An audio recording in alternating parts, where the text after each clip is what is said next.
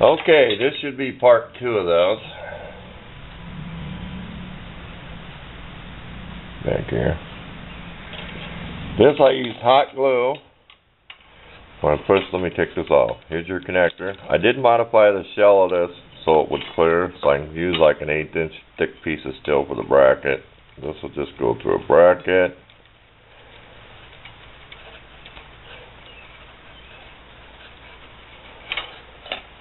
There we go. Okay. We did put a little bit of super glue up here. We used a needle. We put a dropout on something, and just take like a sewing needle or a toothpick and drip it down in something, just like these holes. We drip some down in these holes. If we get this around on the camera here,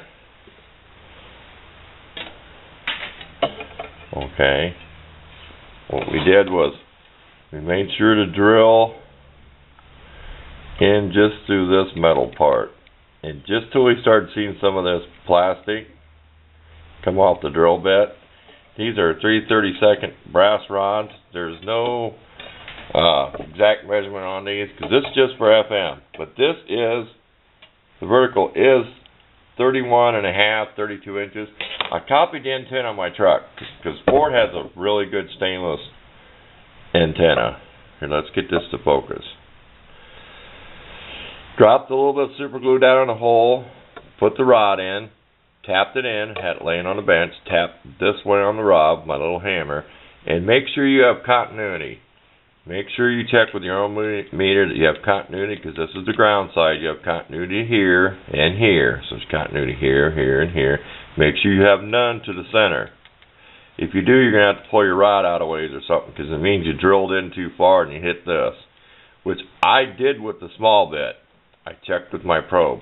What I did was I put a small wad of this paper in there and shoved it in there with the drill bit. So when I went to the bigger bit, I seen the paper come out. I turned around and did the same thing again, blew the hole out. So when I crammed this in, I knew it would not touch, and I marked that one and made sure. So I did make a mistake. I did go a little too far into the plastic. But this will be a simple antenna for listening on.